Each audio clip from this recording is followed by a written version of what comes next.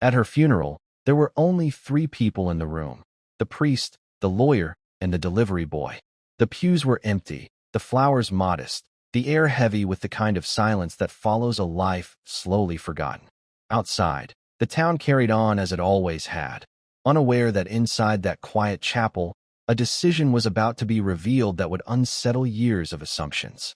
When the lawyer adjusted his glasses and unfolded the final document, even he hesitated. Because the woman they believed they knew, the reclusive widow who waved from behind closed curtains and never attended neighborhood gatherings, had left behind more than a modest estate. She had left behind a message. And the only person who had shown up to hear it was the young man who used to carry her groceries across a cracked stone walkway every Thursday afternoon. Before we dive deeper, let us know in the comments where you're watching from. We'd love to hear from you. And don't forget to hit that subscribe button so you never miss any of our upcoming videos. This story begins long before that quiet morning in the chapel, in a weathered 2-story house at the edge of a small American town where Margaret Ellis had lived alone for nearly 15 years. The paint on her porch had faded, the mailbox leaned slightly to the left, and the hedges were trimmed just enough to show that someone still cared. Neighbors described her in careful tones: private, distant, proud. Children were told not to cut across her lawn. Teenagers speculated about the drawn curtains and the single lamp that glowed late into the night.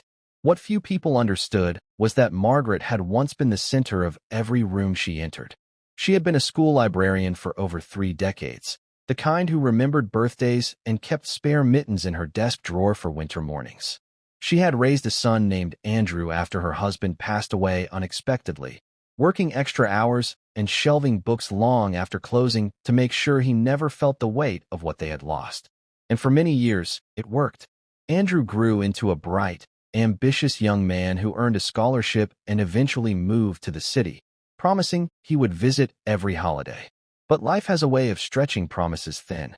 A disagreement during one tense Thanksgiving, words spoken too quickly, pride rising on both sides, became the last conversation they ever had in person.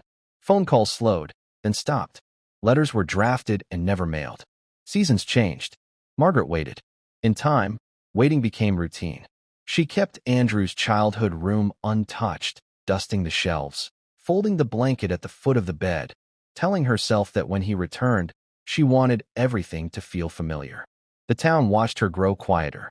They saw only the surface. The old woman who declined invitations, who paid her bills early, who avoided eye contact at the grocery store. They did not see the framed photograph she kept on her bedside table or the stack of unsent birthday cards in her dresser drawer.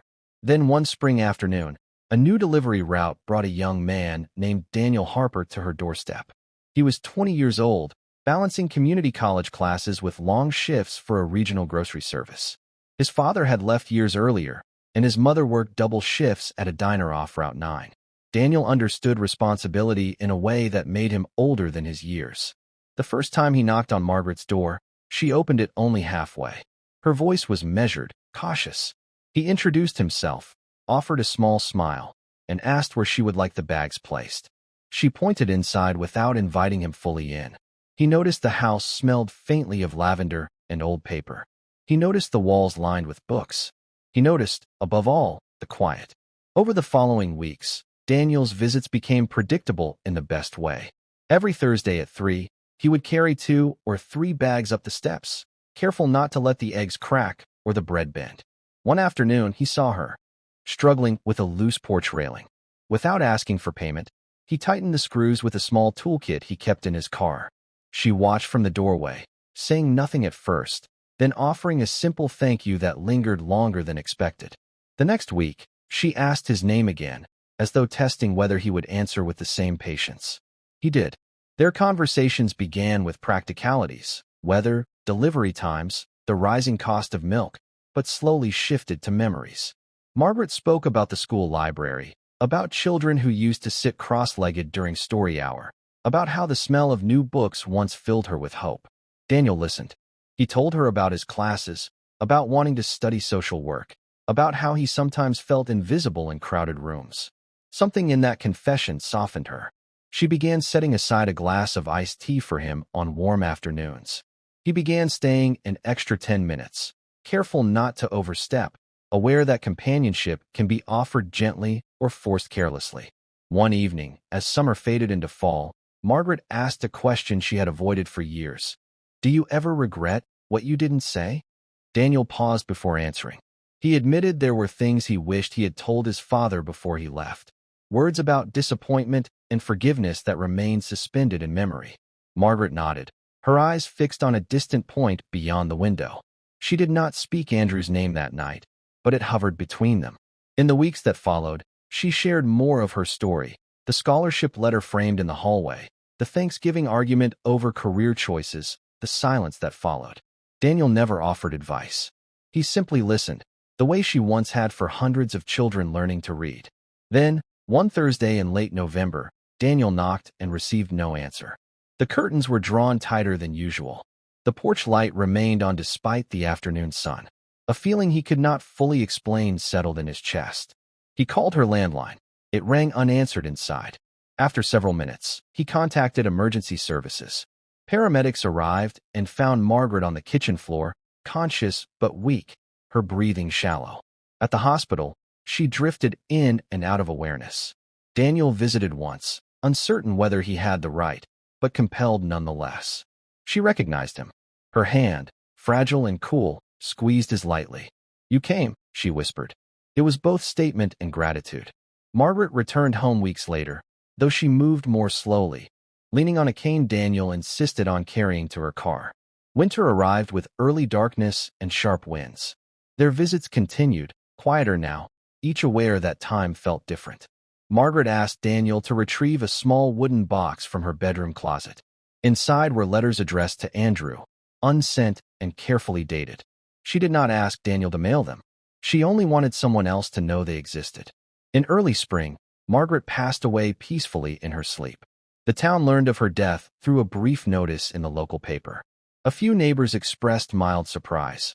Others offered polite condolences to no one in particular. On the morning of the funeral, the chapel remained largely empty. The priest spoke kindly of her years as a librarian. The lawyer, Thomas Green, stood beside the casket with a folder held close against his chest. Daniel sat alone in the second row, unsure if he belonged there yet certain he could not be anywhere else. After the brief service, Mr. Green approached him. "Margaret requested your presence," he said. In a modest office later that afternoon, the will was read. Margaret's house, her savings, and the majority of her modest estate were left to Daniel Harper. There was a separate sealed envelope addressed to Andrew Ellis, delivered through legal channels weeks earlier. In that letter, she had written that love does not disappear with distance, but responsibility requires presence. What the town would eventually learn was that Andrew had returned months before her passing, quietly meeting with the lawyer after observing Daniel's visits from a parked car down the street. He had watched a stranger offer his mother the attention he once withheld. Confronted with that truth, Andrew made a decision few expected. He declined his inheritance, requesting it remain as Margaret had written. The lawyer, finishing the final paragraph, looked up at Daniel, who sat stunned, hands clasped tightly together. Outside, the same town that once speculated about Margaret's drawn curtains began to reconsider what they thought they understood about loneliness, pride, and the quiet ways lives intersect. And in that still room, the delivery boy who chose to knock one more time became the final chapter in a story that had waited years to be heard. Margaret Whitmore had lived in that large, aging colonial at the end of Briarwood Lane for nearly 4 decades, long enough to watch children grow up, move away, and return with children of their own. The house itself stood with a kind of stubborn dignity, its white paint slowly fading into cream, its wraparound porch stretching wide but rarely occupied. The windows were tall and narrow, always covered by heavy beige curtains that filtered the daylight into a muted glow. To the neighbors, those curtains were proof of something unsettling. They would lower their voices as they passed by on evening walks, speculating about the widow who never attended block parties and never joined holiday decorating contests. Some insisted she had always been cold. Others claimed she had chased away trick-or-treaters years ago, though no one could remember exactly when. "She's rude," one woman whispered to another while collecting her mail. "She's strange," a man muttered as he jogged past her driveway. "She hates people," someone once concluded, as though it were a confirmed fact rather than a convenient story.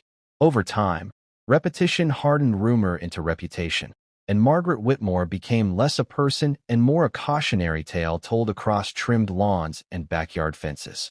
But behind those closed curtains, Margaret Whitmore was rarely as indifferent as they imagined. Each afternoon around 5, she would pull the fabric aside just enough to see the street without being seen. She watched fathers teach their daughters to ride bicycles, mothers unload groceries while scolding teenagers about homework, couples walking their dogs in synchronized rhythm. She observed birthdays through open garage doors, glimpsing balloons tied to folding chairs, and Christmas mornings illuminated by living room lights glowing warmly against the snow. She never lingered long at the window, only a minute or two, as if afraid of being caught wanting something she had once possessed. In the dining room, a polished oak table built for 6 now held only one plate at dinner. She set it carefully each night, unfolding a cloth napkin even when no one else would notice. Across from her seat remained an empty chair she never moved. On the walls of her hallway hung framed photographs arranged in perfect symmetry. Her late husband smiling in a sunlit garden, her son Andrew at 8 years old holding a baseball glove twice the size of his hand, Andrew again at 18 in a graduation cap, eyes full of plans that stretched far beyond Briarwood Lane.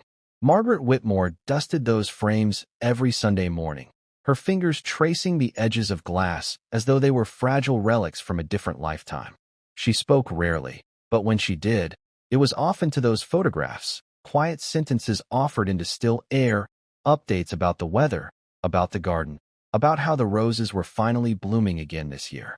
Dinner was usually soup or something simple reheated from the day before.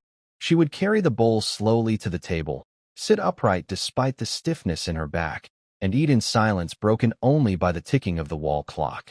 Sometimes she would pause mid-bite, her eyes drifting toward the staircase, as though expecting footsteps that never came. The television remained off most evenings. Noise, she once decided, made the absence louder. After clearing her plate, she washed it immediately, drying it with care before placing it back in the cabinet beside 5 untouched settings. Then she would settle into the armchair by the lamp in the living room, a thick blanket folded neatly over her knees, and read from a novel she had likely read before. From the outside, Margaret Whitmore appeared distant, unreachable, a woman who preferred isolation. But within the quiet of that large house, she was simply someone who had grown used to waiting, someone who had built routine around hope so that it would hurt less each year it went unanswered. Daniel Harper was 20 years old when his delivery route first added Briarwood Lane to the schedule. He had graduated high school with decent grades, but no financial cushion, and college had quickly become something he paid for one semester at a time. During the day, he attended community college classes in social sciences, often sitting in the back row so he could leave quickly for his afternoon shift. By late afternoon, he was loading grocery orders into the trunk of a dented sedan that had more miles on it than he liked to admit. On weekends, he worked early mornings at a warehouse outside town, stacking boxes and saving every extra dollar he could. His mother relied on him more than she said out loud, and though he carried that responsibility quietly, it shaped every decision he made. The grocery delivery job was supposed to be temporary, just something to cover tuition gaps and utility bills, but it became the thread that tied his long days together. When he saw Margaret Whitmore's name printed on the order receipt for the first time, it meant little to him beyond an address at the very end of the lane. The first afternoon he drove up to Margaret Whitmore's house, he noticed how large it seemed compared to the neighboring homes, its porch stretching wide but empty. The curtains were drawn exactly as he had seen on previous passes through the neighborhood, and the mailbox leaned slightly to one side. He gathered the paper bags carefully, balancing them against his chest before walking up the steps and knocking twice. The door opened slowly, only halfway, revealing Margaret Whitmore standing behind it with a cautious expression. She did not greet him with warmth or suspicion, only a brief nod. "Groceries," he said gently, offering a small smile. She stepped aside just enough to allow space for the bags, but did not fully invite him in. As he crossed the threshold, he noticed the faint scent of lavender and something older, like worn pages of a library book.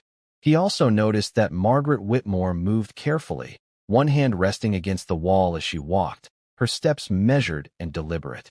Without being asked, Daniel Harper shifted the weight of the bags and asked where she would prefer them placed. She pointed toward the kitchen table with a slight movement of her chin.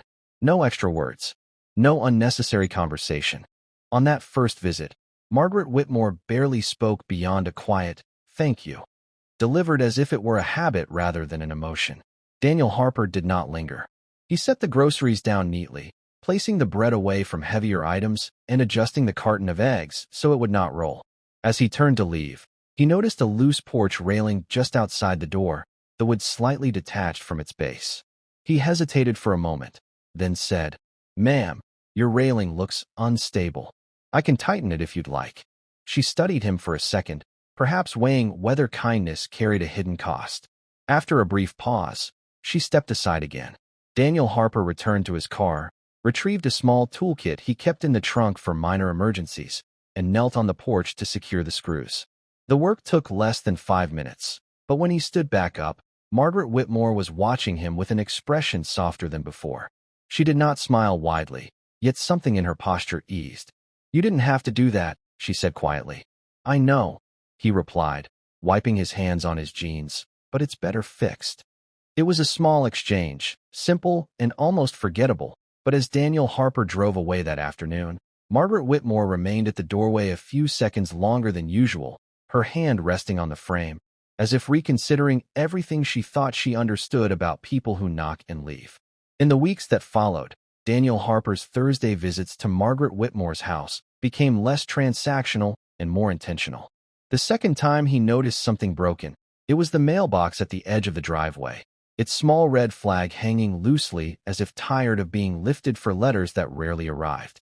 Without making a show of it, Daniel Harper asked if he could take a look. Margaret Whitmore hesitated only briefly before nodding. He steadied the post, tightened the screws, and adjusted the hinge until the door shut cleanly. Margaret Whitmore stood a few feet away, watching with a focus that suggested the repair meant more than its function.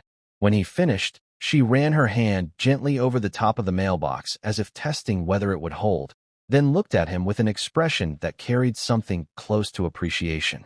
She did not say much, only a quiet, "That should last," echoing his earlier tone about the porch railing, and for the first time, the corner of her mouth lifted slightly. Another week, he noticed the hallway light flickering through the partially open door. Margaret Whitmore mentioned, almost dismissively, that she had been meaning to replace the bulb but hadn't found the right moment. Daniel Harper offered again, without hesitation. He stood on a small wooden chair while she steadied it from below, her frail hands gripping the sides as though afraid he might fall. The new bulb cast a brighter glow across the framed photographs lining the hallway, illuminating Andrew's graduation picture more clearly than before. Daniel Harper glanced at the image but said nothing, sensing that some subjects required patience rather than curiosity. When he climbed down, Margaret Whitmore kept her hand on the chair a second longer than necessary, then slowly withdrew it, as if grounding herself in the present. One afternoon, an extra loaf of bread remained from a canceled order on Daniel Harper's route. Company policy required it to be returned or discarded, but he asked his supervisor if he could purchase it at a discount. He brought it to Margaret Whitmore's house the following Thursday and placed it gently on the kitchen table. "They had an extra," he said casually. "Thought you might use it." Margaret Whitmore looked at the bread, then at him, studying his face as though trying to determine whether kindness came with expectation. "You didn't have to," she repeated, though her voice sounded softer each time she said it. He shrugged lightly, adjusting the strap of his delivery bag. "It would have gone to waste," he replied. She sliced 2 pieces later that evening, toasting them carefully and saving the rest in the freezer, a small act that felt almost celebratory in its simplicity. Gradually, Margaret Whitmore began asking questions. They were small at first, almost practical.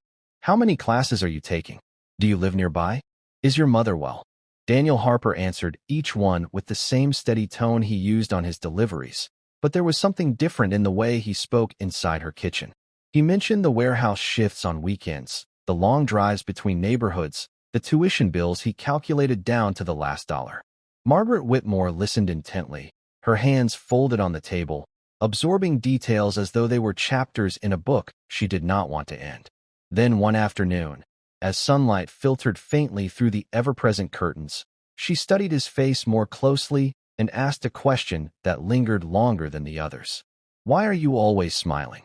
Her voice carried genuine curiosity, not accusation. Daniel Harper paused, surprised by the directness. He considered giving a light-hearted answer, something easy, but instead he met her gaze and spoke honestly. "Because I don't have time not to be."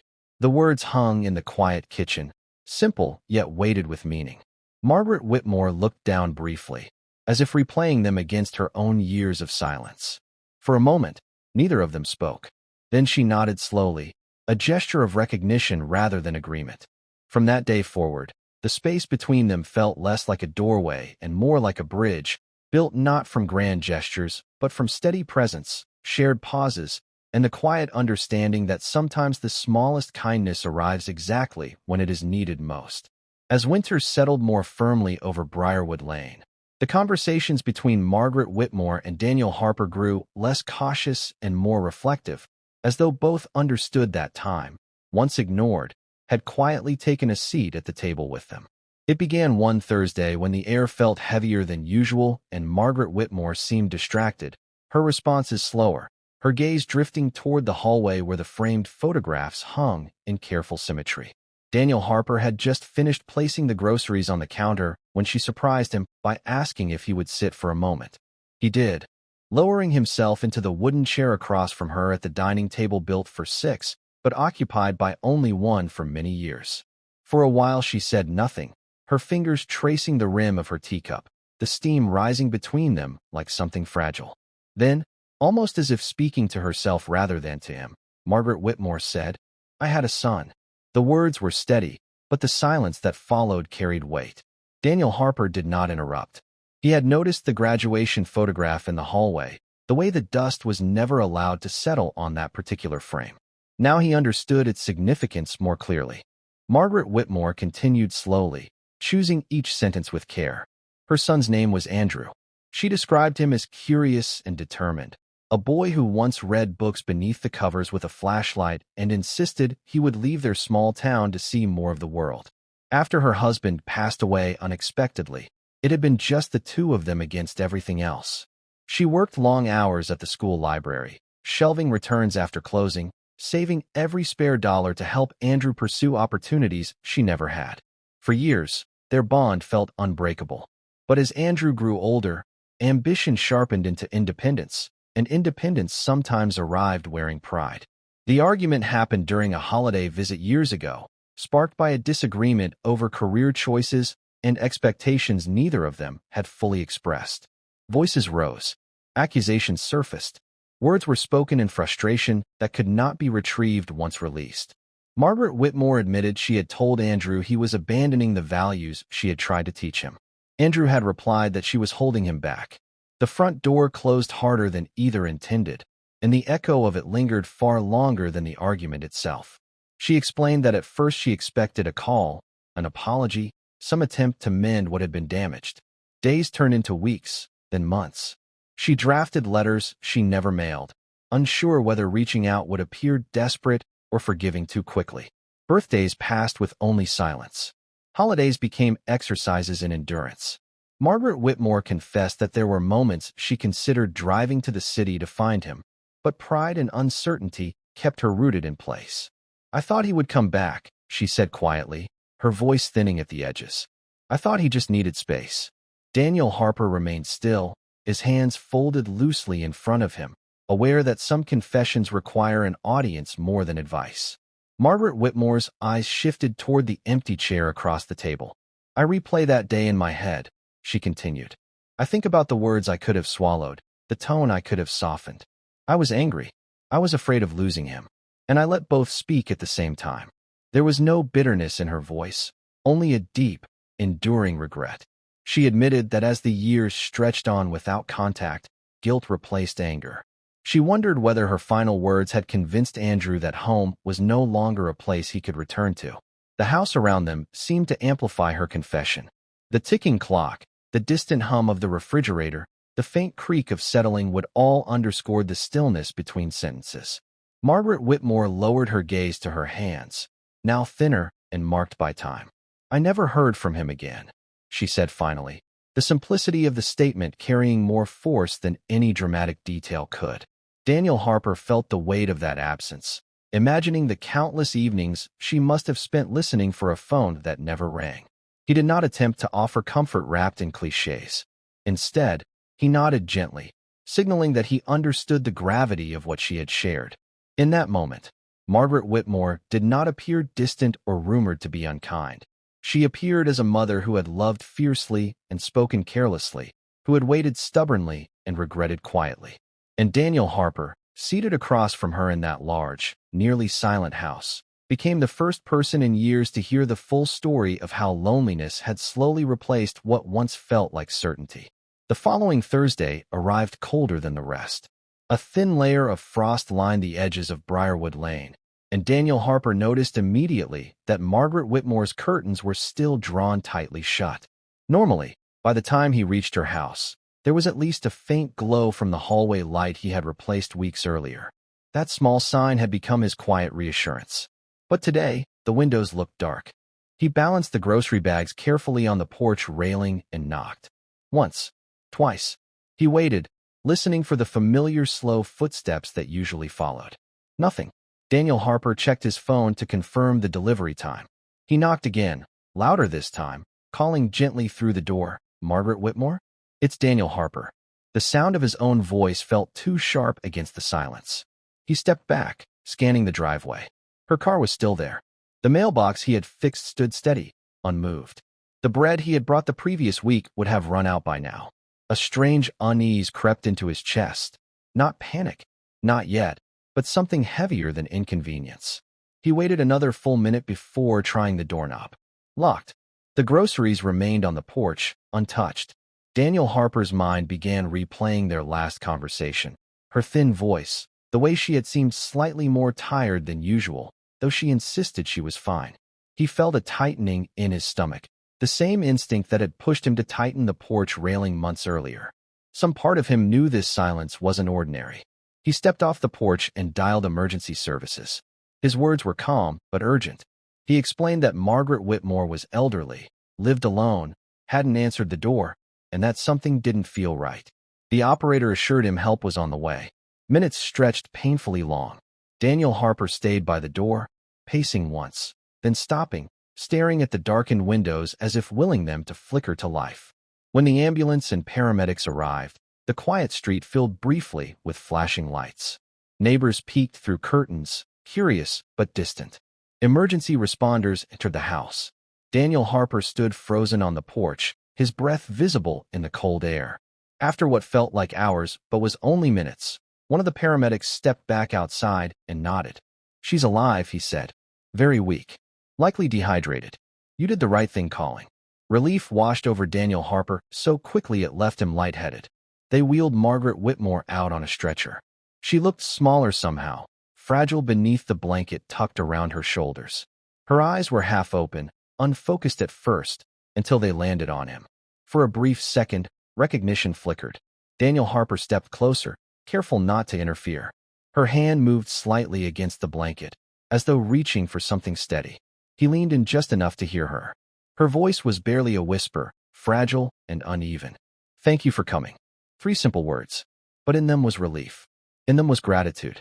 In them was the quiet acknowledgement that she had not been as alone as she once believed. Daniel Harper swallowed, nodding gently. "Of course, Margaret Whitmore," he said softly. "I'm here." The ambulance doors closed with a firm metallic sound, and as the vehicle pulled away from Briarwood Lane, Daniel Harper remained standing in the cold, watching until the flashing lights disappeared from view. For the first time since he started delivering groceries to that quiet house with the drawn curtains, he understood something clearly. This was no longer just a delivery route. This was a responsibility. And somewhere between a fixed mailbox, a replaced light bulb, and a loaf of extra bread, Daniel Harper had become the one person who showed up when it mattered most. The music swells gently, not dramatic, but deeply emotional, underscoring a truth neither of them had planned for. Sometimes the smallest acts of consistency become the difference between silence and survival. A few weeks later, winter had softened slightly, but Briarwood Lane felt colder than ever. Daniel Harper had visited Margaret Whitmore at the hospital twice. The first time, She was awake but tired, her voice fragile yet steady. The second time, she slept most of the afternoon, her breathing calm, her expression peaceful in a way he hadn't seen before. Then came the call. Margaret Whitmore had passed away quietly in her sleep. No dramatic final words. No long goodbyes. Just stillness. Funeral scene. The funeral was held at a small chapel just outside town. Gray skies. Bare trees. A thin wind that carried the scent of distant rain. Daniel Harper stood near the back, hands folded in front of him, wearing the only dark jacket he owned. It wasn't perfectly pressed, and the sleeves were slightly short at the wrists, but he stood straight, respectful. The chapel was nearly empty. A few distant neighbors occupied the front rows. The same neighbors who had once whispered that Margaret Whitmore was difficult. The same ones who rarely knocked on her door. Now they leaned toward one another, murmuring soft condolences that felt rehearsed. So sad. She kept to herself. Such a shame. Their words floated lightly, never settling anywhere meaningful. There were no extended family members. No children sitting in the front row. The framed photograph beside the casket showed Margaret Whitmore years younger, smiling gently beside a teenage Andrew. It was the same photo Daniel Harper had seen in the hallway, only now enlarged, illuminated by soft chapel lights. Daniel Harper felt something tighten in his chest. She had told him about Andrew, about the argument, about the door that closed too hard. He wondered if Andrew even knew. The service was brief. A pastor spoke about forgiveness, about grace, about the importance of reconciliation. The words felt almost pointed, though no one acknowledged it. When it ended, people stood quickly, offering brief nods to one another before stepping outside into the cold air. Conversations shifted almost immediately to unrelated matters, schedules, errands, weather forecasts. Within minutes, the chapel grew quiet again. Daniel Harper remained at the back. He waited until most had left before slowly approaching the front. He stood beside the casket, looking at Margaret Whitmore's photograph. "You weren't alone," he whispered softly. It wasn't dramatic. It wasn't loud. But it was true. He turned to leave, footsteps echoing lightly across the wooden floor. That's when he noticed a man in a tailored dark coat, standing near the side aisle, watching him carefully. The man held a slim leather folder under his arm. Their eyes met.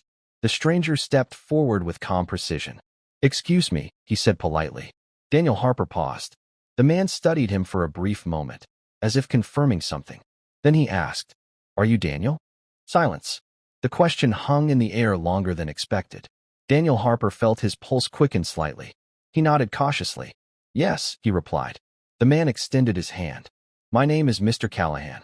I was Margaret Whitmore's attorney." Lower tone. Suspense rising. Mr. Callahan opened the leather folder slowly. "Margaret Whitmore left specific instructions," he continued evenly. "And your name is mentioned." Daniel Harper blinked, confused. "Mine?" he asked quietly. Mr. Callahan gave a small, measured nod. "She asked that I speak with you personally." The nearly empty chapel suddenly felt much larger. And much heavier. Daniel Harper glanced once more at Margaret Whitmore's photograph. The woman who once barely spoke to him, who asked why he was always smiling, who whispered thank you inside an ambulance. Now, somehow, even in death, she was still calling his name. Cut to black. Music holds on a suspended note. Cliffhanger. 2 days after the funeral, Daniel Harper found himself seated in a quiet office with tall windows and shelves lined with leather-bound folders. The name on the frosted glass door read, Callahan and Associates. Mr. Callahan sat across from him, composed, deliberate. The room felt still in a way that made every small movement louder. The soft shuffle of papers, the ticking of a brass desk clock, the steady rhythm of Daniel Harper's breathing. "I appreciate you coming in, Daniel Harper," Mr. Callahan began. Daniel nodded, still unsure why he was there. "I didn't know Margaret Whitmore that long," he said honestly. "I just delivered groceries." Mr. Callahan gave him a measured look. "Yes," he replied. "That's what she told me." He opened the folder. Margaret Whitmore updated her will 6 months ago. Daniel Harper's brow furrowed slightly. 6 months ago. That meant long after he had started delivering to her house. Long after the fixed mailbox, the hallway light, the extra bread. Mr. Callahan adjusted his glasses and began to read. "To Daniel Harper," he said clearly, "who showed up when no one else did." Daniel swallowed. Mr. Callahan continued. Margaret Whitmore has left her residence on Briarwood Lane to Daniel Harper. Silence. Daniel blinked, unsure he had heard correctly. The house? He asked quietly. Yes, Mr. Callahan confirmed. The house. The same house with the drawn curtains. The same porch where groceries once sat untouched. The same hallway where Andrew's graduation photo still hung. Mr. Callahan turned a page. In addition, Margaret Whitmore has left the remaining balance of her savings account to Daniel Harper. Daniel's breath caught slightly. He shook his head instinctively. There has to be a mistake. There is no mistake, Mr. Callahan said calmly. She was very clear. Then he removed a smaller envelope from the folder. This, he said gently, is for you. Handwritten. He slid it across the desk. Daniel Harper hesitated before opening it. The envelope was slightly worn, the edges softened by careful handling. He unfolded the letter slowly. Margaret Whitmore's handwriting was steady, deliberate. He began to read silently. Daniel Harper, you reminded me of the son I lost. Not because you replaced him, but because you stayed. Daniel paused. His vision blurred slightly, but he continued. Kindness is not loud. It does not argue. It does not demand to be seen. It simply returns, week after week, without fail. You fixed what was broken without pointing it out. You listened without trying to correct me. You showed up. His grip tightened slightly on the paper. If Andrew ever returns, tell him I never stopped loving him. And tell him I am proud of the man he is becoming, even from afar. Daniel lowered the letter slowly. The room felt different now. Heavier. Fuller. But Mr. Callahan had not finished. There is something else, he said carefully. Daniel looked up. Margaret Whitmore's son, Andrew, is alive. Daniel's eyes widened slightly. He returned to town months ago, Mr. Callahan continued. Quietly. The words settled slowly. He did not contact her directly at first. He wasn't sure how. Pride can linger longer than regret. Daniel's mind raced. He saw you, Mr. Callahan added. What? Daniel whispered. He came by the house one afternoon. Parked across the street. He watched as you carried groceries inside. He saw you fix the mailbox weeks earlier. He noticed the hallway light on at night. Daniel Harper felt the weight of that revelation. He chose not to interfere, Mr. Callahan said. Why? Daniel asked, almost to himself. Mr. Callahan folded his hands. Because Andrew realized something difficult. Silence filled the office.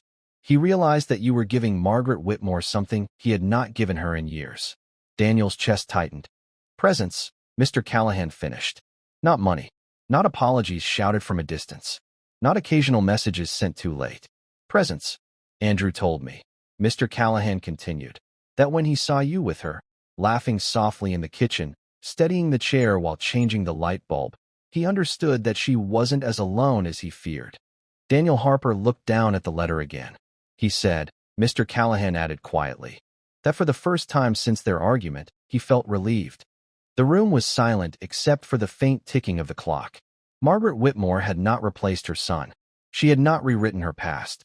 She had simply acknowledged the person who stayed when staying was inconvenient. And somewhere across town, Andrew now knew that his mother's final months were not empty. They were witnessed. Daniel Harper sat back slowly, the weight of a house, a savings account, and a handwritten letter resting in front of him. But the real inheritance wasn't measured in property. It was measured in proof. Proof that showing up matters. Proof that quiet consistency can echo louder than regret. And proof that sometimes, the greatest gift you can give someone is simply staying. Flushed face, final emotional twist. The room remained still.